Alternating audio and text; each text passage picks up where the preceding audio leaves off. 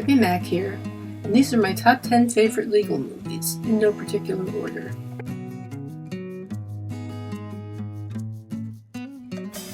Anatomy of a Murder from 1959, considered by many to be the first truly realistic courtroom drama depicted in film.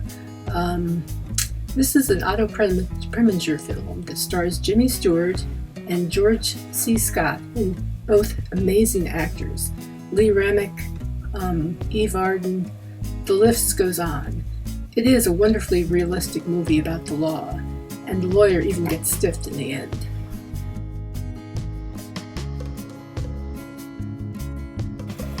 Legally Blonde from 2001.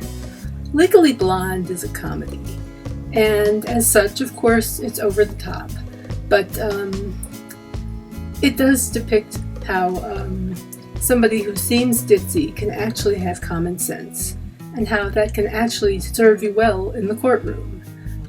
So in essence, the message is the law is about more than just reading books.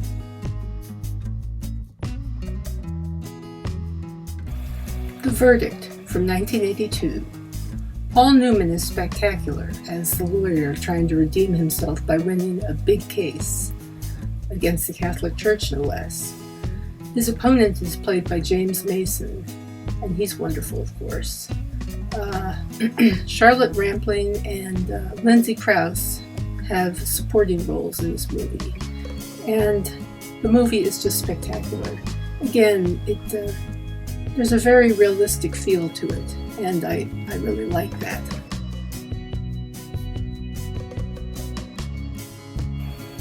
To Kill a Mockingbird from 1962.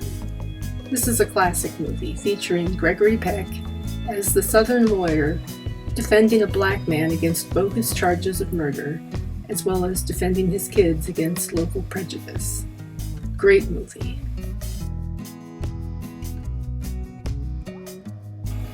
Witness for the Prosecution, 1957. A man accused of murder hires an aging barrister to represent him in court. This includes priceless performances from Marlene Dietrich as well as Charles Laughton as the barrister. And it has a twist ending that you'll never see coming.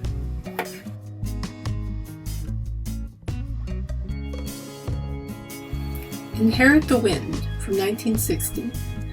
This movie is based on the true story of the Scopes trial, the case involving the science teacher who was brought to court and tried for teaching evolution.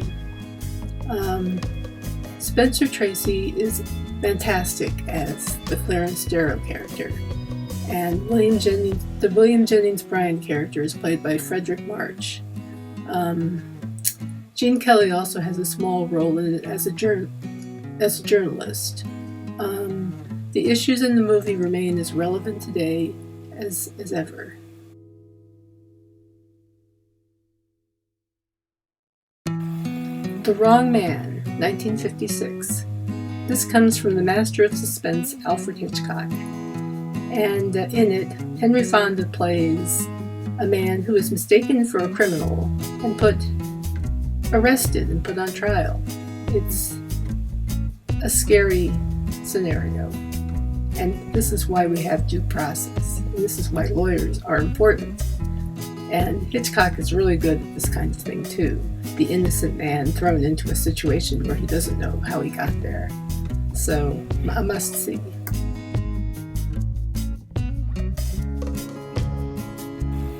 "12 Angry Men" from 1957. Henry Fonda stands out as the lone juror who won't vote to convict when everybody else thinks it's a slam dunk. He's up against people like E.G. Marshall, Jack Warden, Martin Balsam, Jack Klugman. But the one who really stands out is Lee J. Cobb, who plays a very angry man who absolutely refuses to budge. And it is a very interesting look at the psychology of juror deliberations.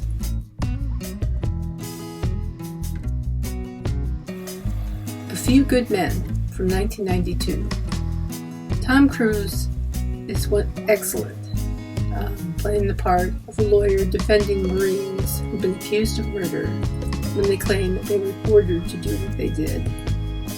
And Demi Moore and Kevin Pollak make good sidekicks for him, and there's a kind of interesting relationship among the three of them. In addition, there's the famous scene with Jack Nicholson. The movie has become a kind of modern classic, and I think it's an excellent look at not only military justice, but how the system works in general, or doesn't work.